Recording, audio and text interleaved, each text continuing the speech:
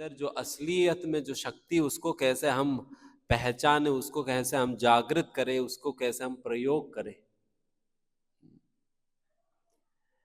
तो इसके विषय में बताते हुए मैं अपना ही जीवन के उदाहरण में देना चाहूंगा कि मैं जब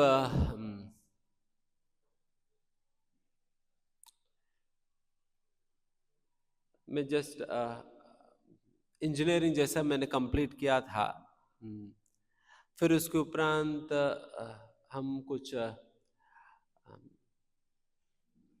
व्हाट इज है कि सॉफ्ट स्किल्स की ट्रेनिंग के लिए हम गए थे इंस्टीट्यूट में। होता है ना सॉफ्ट स्किल्स की ट्रेनिंग देने वाले इंस्टीट्यूट, जहाँ पर स्पोकन इंग्लिश हो कहो या नहीं तो स्टेज स्किल्स इत्यादि इत्यादि सिखाया जाता है। तो फिर वहाँ पर गए थे, फिर कई सारे इंग्लिश बुक्स हमें दिया गया था वो रटने के लिए, वो रटते रहे। एंड फिर उसके प्रकार से सॉफ्ट स्किल्स को डेवलप करने के लिए कई प्रकार की ग्रुप डिस्कशंस का हो या कुछ एक्सटेम्पोर्स का हो या कुछ इस प्रकार के कराया जाता था। तो हम अटेंड करते थे। बट जब भी हमें मतलब है उस ग्रुप में तो है तो 15-20 लोग, एंड उसमें भी जब भी मुझे स्टेज चढ़ाया जाता था तो मेरी हाथ पैर कांपने लग जाता था। तो कहता था कुछ बोलो, तो हम बोल नहीं पाते थे, हम वैसे देखते रहते थे। तो कहता तो कुछ बोलिए, तो हम क्या बोले, हम बोल नहीं पाते थे, बिकॉज स्टेज फियर होता है ना, स्टेज फियर था। तो फिर किसी प्रकार की ग्रुप डिस्कशंस के अंतर्गत भी हम ज्यादा कुछ पार्टिसिपेट भी नहीं कर पाते थे या नहीं करते थे।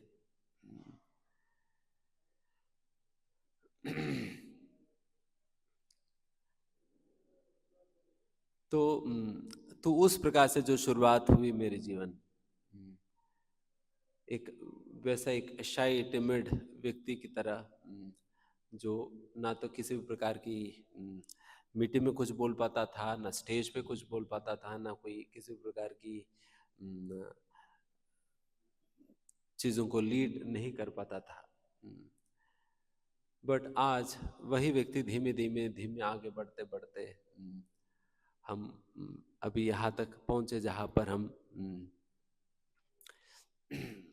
इस्कॉन नोएडा मंदिर में हम अध्यक्ष की सेवा हम कर रहे हैं। फिर साथ ही साथ और भी कई सारे सेवाएं हम यहाँ पर रहकर हम निभा पा रहे हैं।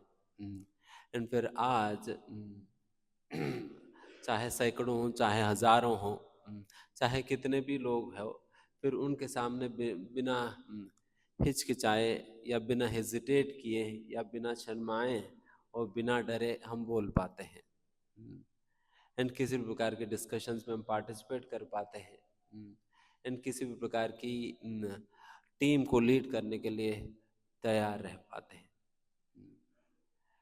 तो ये ट्रांसफॉर्मेशन या ये चेंज वहां से जो शुरुआत हुई यहाँ तक, क्या सॉफ्ट स्किल्स वालों ने मुझे ट्रेनिंग देकर भेजा है, ये क्या हुई? आपको समझ में आ रहे हैं जो मैं बता रहा हूं?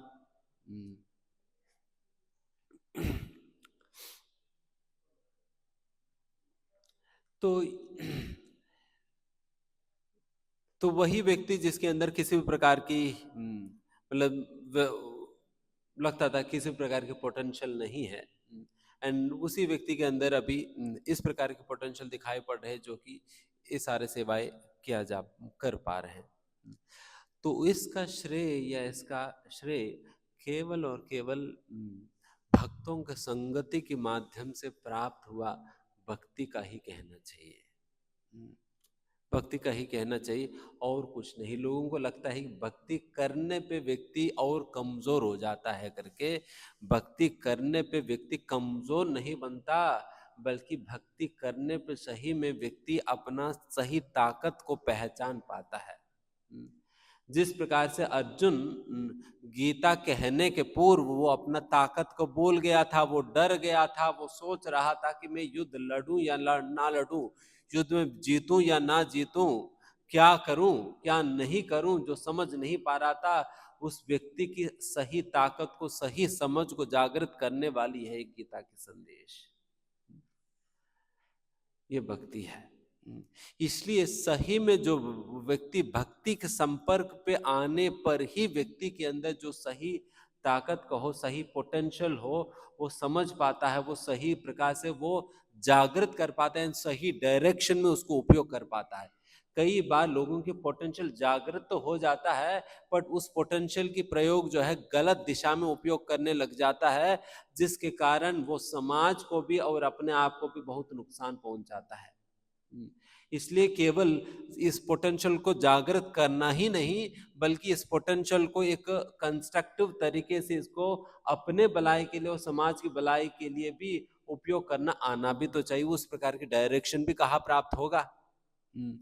तो इस प्रकार से हमारा पोटेंशियल को जागृत करने के साथ साथ हमें सही प्रकार के निर्देशन, इस पोटेंशियल को प्रयोग करने का सही प्रकार के निर्देशन जो है हमें भक्ति करने से प्राप्त होता है, गीता के संदेश के माध्यम से प्राप्त होता है। तो इसलिए ही हमें सही में अगर अपने अंदर पोटेंशियल को जानना है, उसको सही प्रकार से प्रयोग करना है, देन भक्ति के सिवा और कोई मार्ग नहीं बचता। जिस प्रकार से मान लो एक बल्ब है, या मान लीजिए एक डायमंड है, अगर उस डायमंड के ऊपर 10 इंच की मिट्टी जम गया हो, देन क्या उस डायमंड की जो प्रकाश है वो दिखाई पड़ेगा?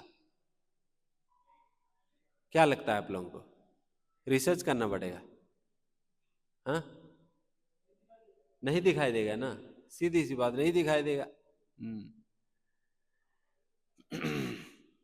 एंड फिर उस प्रकाश, अगर उस डायमंड की अगर प्रकाश मुझे देखना है, देन वो कैसे दिखेगा? क्या करना होगा मुझे? मिट्टी हटाना होगा ना। जैसे जैसा मैं मिट्टी हटाता जाऊंगा वैसा वैसा उसकी प्रकाश मुझे दिखता रहेगा ना। मुझे अलग से कुछ और करने की जरूरत नहीं है, मुझे अलग से उस डायमंड के अंदर प्रकाश डालने का कोई जरूरत नहीं है, बल्कि केवल मुझे उस डायमंड के ऊपर चिपकाया हुआ मिट्टी को हटाने का ही देरी है। फिर जैसा मैं मिट्टी हटाऊंगा वैसे ही उसकी प्रकाश जो है वो दिखने लगेगा। उसी प्रकार से ही हर व्यक्ति के अंदर बहुत पोटेंशियल छुपा हुआ रहता है। हर व्यक्ति के अंदर बहुत पोटेंशियल छुपा हुआ रहता है। जैसा कि बताया जाता है, हमारा ब्रेन के अंदर चीजों को याद रखने का जो, चीजों को स्टोर करने का जो कैपेसिटी है, मेमोरी की जो कैपेसिटी है, it सुपरसीड्स the amount of memory required to store all of the material given in all of the libraries in the entire world. सारा दुनिया के अंतर्गत जितने भी लाइब्रेरीज है, सारा लाइब्रेरीज में जितने भी पुस्तकें हैं, उन सारा पुस्तकों में जितना भी इंफॉर्मेशन है, वो सारा इंफॉर्मेशन को स्टोर करने के बावजूद भी बहुत कुछ मेमोरी हमारा खाली रह जाता है। उतना ताकत है हमारा मेमोरी में, उतना ताकत है हमारे मेमोरी में। बट अगर लोगों से पूछा जाए, कल का आज याद नहीं रहता। और आजकल के लोग तो ऐसे ही कमजोर पड़े हुए हैं, अगर उनको अपना फोन नंबर पे पूछा जाए ना, वो फोन उठाते हैं, माई नंबर सर्च करते हैं। उनको अपना ही फोन नंबर याद नहीं है लोगों को। तो उस प्रकार के कमजोर पड़ चुके हैं लोग आज के समय पर, उस हद तक कमजोर पड़ चुके हैं, उनका अपना नंबर याद नहीं होता। अगर लोगों से पूछा जाए, मैं मतलब 2 दिन पहले किसी को पैसा दिया था गिनने के लिए, तो पैसा गिन रहा था, पैसा गिनते मोबाइल निकाला और फिर टाइप कर रहा है। तो पैसा 10-15 नोट गिनने के लिए क्या मोबाइल निकालना? क्या 5 + 10 कितना होता है? गिनने के लिए मोबाइल चाहिए। 5 + 10 15 करके नहीं बता पाएंगे। बट इतना भी दिमाग लगाने की क्षमता नहीं रहा लोगों के अंदर। लोगों के अंदर निर्भरता बहुत बढ़ चुकी है इंस्ट्रूमेंट्स इत्यादि चीजों पे। उस प्रकार से धीमे धीमे अपना पोटेंशियल को लोग खो रहे हैं। बिकॉज वो अपने ऊपर जो लगा हुआ मिट्टी को निकालने की जगह और मिट्टी डालते जा रहे हैं, मिट्टी डालते जा रहे हैं, मिट्टी डालते जा रहे हैं। इस प्रकार से अब जितना ज्यादा मिट्टी डालते जाएंगे उतने ही कम प्रकाश जो है वो दिखाई पड़ेगा, उतने ही कम पोटेंशियल आपका बाहर प्रकट हो पाएगी, बाहर प्रकट हो पाएगी। हमें सही में अपना पोटेंशियल दिखना है तो देन फिर ये मिट्टी निकालना पड़ेगी। मिट्टी निकालने का तरीका यही है जिसके विषय में शिक्षाष्टकम के अंतर्गत श्री चैतन्य महाप्रभु कहते हैं, चीतोदर्पणमाज्झनम भव महवदावाग्नि निर्वापनम श्रेयकैरवचंद्रिका वितरणम विद्यावदो जीवनम। इसमें कहते हैं चीतोदर्पणमाज्झनम, दर्पण रूपी चित्त को मार्जन मतलब अगर साफ सफाई करना होगा, साफ सफाई करना होगा। जैसा जैसा मैं मिट्टी निकालता जाऊंगा दर्पण में मुझे अपना चेहरा जो है दिखाई पड़ने लगेगा, दिखाई पड़ने लगेगा। उसी प्रकार से दर्पण की जो रियलिटी मुझे तभी दिखेगा जब मैं मिट्टी हटाऊंगा। उसी प्रकार से इस डायमंड के ऊपर जो भी मिट्टी जमा हुआ है उस मिट्टी को जैसे जैसे मैं हटाता रहूंगा वैसे वैसे ही इस डायमंड की पोटेंशियल जो है मुझे दिखता रहेगा। इसलिए सही में पोटेंशियल को एवेकन करने का यही तरीका है, उस मिट्टी को निकालना। उस मिट्टी को निकालने के लिए कोई और अस्त्र शस्त्र जो है, कोई और टेक्निक इस दुनिया के अंतर्गत नहीं है, जो कि हमारा हृदय में जमा हुआ मल को, कचड़े को, गंदगी को निकालने का एकमात्र तरीका है हरे कृष्णा कृष्णा कृष्णा हरे हरे, हरे राम राम राम हरे हरे। इस प्रकार से महामंत्र की जाप करना, आध्यात्मिकता की अभ्यास करना, भक्ति को अपनाना, यही एकमात्र तरीका है इस मिट्टी को हटाने का। जब तक इस मिट्टी को नहीं हटाओगे तब तक आप चाहे डायमंड होने कोहिनूर डायमंड होने के बावजूद भी तुम कोहिनूर डायमंड हो करके तुम्हें ही पता नहीं चलेगा, बगल वाले को तो दूर की बात है। बगल वालों को तो दूर की बात है, अपने आप को ही तो पता नहीं चलेगा हम कोहिनूर डायमंड है करके। ये तभी पता चलने वाली है जब आप मिट्टी निकालोगे, और मिट्टी निकालने का तरीका ये आध्यात्मिकता ही है, आध्यात्मिकता ही है।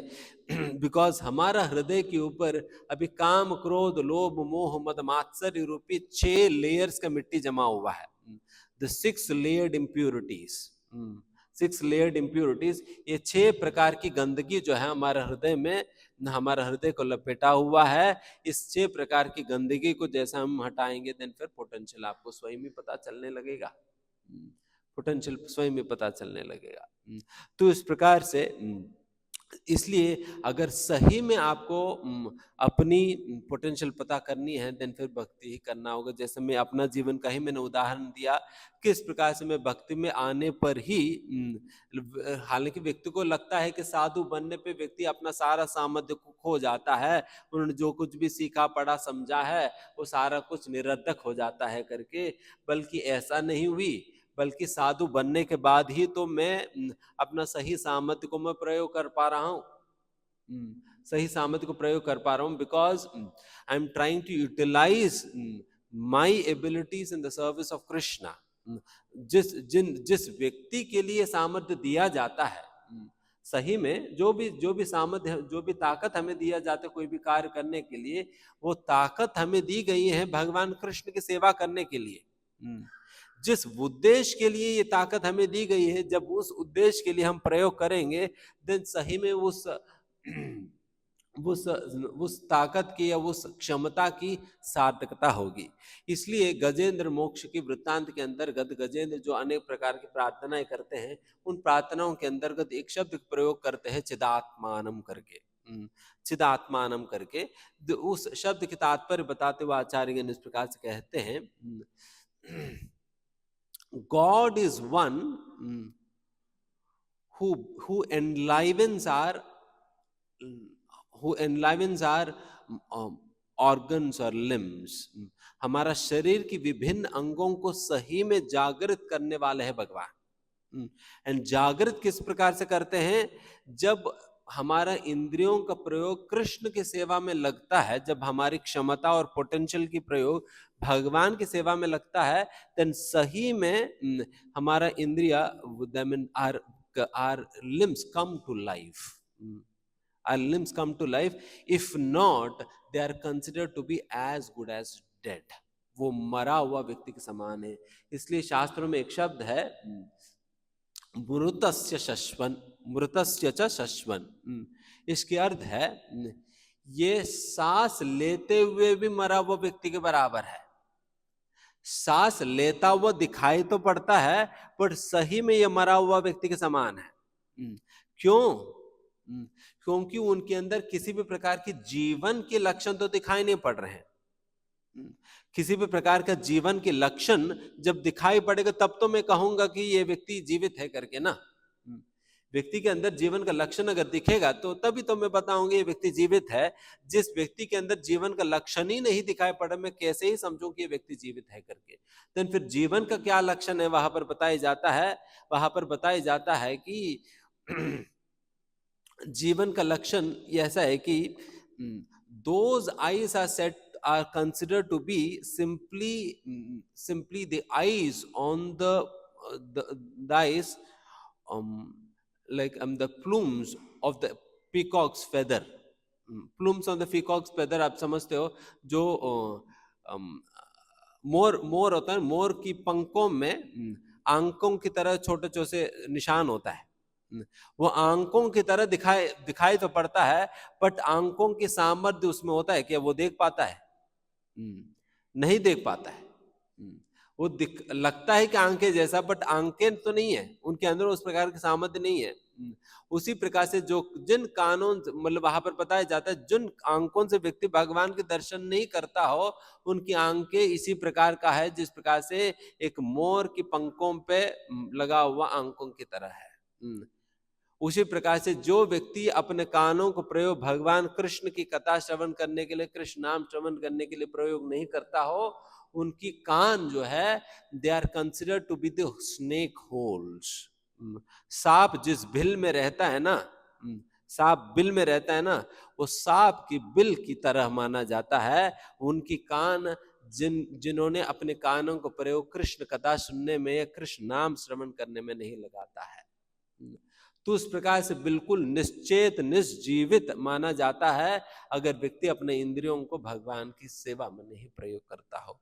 यही सही में जीवन का लक्षण है, अपने इंद्रियों को प्रयोग कृष्ण की सेवा में लगाना। तो इसलिए इस प्रकार से हमें भक्ति में आने पर ही सही में अपना सामर्थ्य हम समझ पाएंगे और सामर्थ्य का सही प्रकार की प्रयोग भी हम कर पाएंगे। अन्यथा आप देखिए, क्योंकि केवल सामर्थ्य ही जागृत करके अगर छोड़ दिया जाए, देन कुछ ना कुछ गंदगी करेंगे। जैसे उदाहरण के लिए अगर आप लोगों से पूछा जाए, चाकू जो होता है वो अच्छा है बुरा है?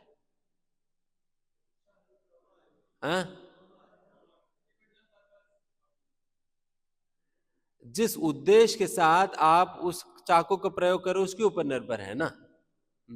जिस उद्देश्य के साथ, जिस काम में आप उस चाकू का प्रयोग कर रहे हैं, उसके ऊपर निर्भर है चाकू अच्छा है बुरा है।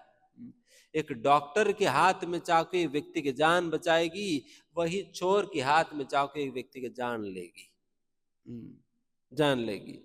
उसी प्रकार से ताकत, अगर पोटेंशियल आपने जागृत भी कर लिया बट उसको सही प्रकार की प्रयोग करना नहीं आया, देन फिर गलत प्रकार के प्रयोग करके आप अपने का और फिर समाज का भी नुकसान करोगे। इसलिए केवल इस पोटेंशियल को जागृत करना ही नहीं, बल्कि इस पोटेंशियल को सही प्रकार से प्रयोग करना भी तो आना होगा। एंड वो कैसे पता चलेगा, उसको हमें समझने के लिए हमें गीता जैसा ग्रंथों के आश्रय लेना होता है। गीता जैसा ग्रंथों के आश्रय लेने पर, साधु संगति के आश्रय लेने पर हमें दिशा निर्देशन की प्राप्ति होता है। किस प्रकार से मैं अपने पोटेंशियल का प्रयोग में कैसे कर सकूं, पोटेंशियल का प्रयोग कैसे कर सकूं। जब तक इस प्रकार से हम समझते नहीं, जब तक गीता जैसा ग्रंथों के आश्रय नहीं लेते हैं और साधुओं को संगति नहीं करते हैं, पोटेंशियल होते हुए भी वो कोई काम का नहीं रहेगा। जिस प्रकार से अर्जुन ना, क्या अर्जुन भगवत गीता सुनने के पहले अर्जुन के अंदर कोई पोटेंशियल नहीं था?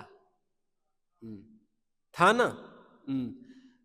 अस्त्र शस्त्र तो वही थे, गांडीव तो वही था, और धनुष बाण इत्यादि वही था, उनकी सामर्थ्य स्किल सब कुछ वही था, पोटेंशियल वही था, बट वो पोटेंशियल को प्रयोग करने में असमर्थ रह गए थे। अपना पोटेंशियल को प्रयोग करने का असमर्थ रह गए थे। बट उसी समय भगवान श्री कृष्ण आकर जैसा उनको गीता का बोध किया, गीता का बोध सुनकर समझकर फिर अर्जुन को अपना पोटेंशियल को सही प्रकार से प्रयोग करना वो समझ पाया। देन फिर वही चीज, मतलब ऐसा नहीं कि गीता सुनने के बाद उनको नया अस्त्र मिल गया, ऐसा तो नहीं है ना। वही अस्त्र जो पहले भी थे ना, अभी भी वही अस्त्र है, बट केवल उस पोटेंशियल को किस प्रकार से उपयोग करना चाहिए, क्यों उपयोग करनी चाहिए, उसके कारण मिल गया, उसका डायरेक्शन मिल गया, उसकी वजह से फिर अर्जुन जो है अपना पोटेंशियल प्रयोग वो कर सके थे। तो इसलिए इस नया साल में अगर सही में अपने पोटेंशियल का आप जानना चाहोगे और सही में अपना पोटेंशियल को सही प्रकार के प्रयोग करना चाहोगे, देन फिर यही चीज हमें करना होगा। सबसे पहला अपना पोटेंशियल को जागृत कैसे करेंगे? नाम जप करके, हरे कृष्णा कृष्णा कृष्णा हरे हरे, हरे राम राम राम हरे हरे। एंड इस पोटेंशियल को सही प्रकार से उपयोग करने की दिशा कहाँ से मिलेगा? साधु संगति से और शास्त्रों से। इसलिए इन तीन चीजों को हमें अपनाना चाहिए इस नया साल के दौरान। इन तीन चीजों को अपनाने का कुछ संकल्प हम ले कि हम इस प्रकार से साधु संगति में, ये इस प्रकार के एसोसिएशन में हम रेगुलरली आएंगे। एंड जो भी हमारा नियमित जप करने के लिए हमने जो संकल्प लिया हुआ है, उस संकल्प के अनुसार हम प्रतिदिन अपना नियमित जप की संख्या हम पूरा करेंगे। एंड फिर साथ ही साथ प्रतिदिन अपना घर पे हम श्रील प्रभुपाद जी के पुस्तकों का अध्ययन करें।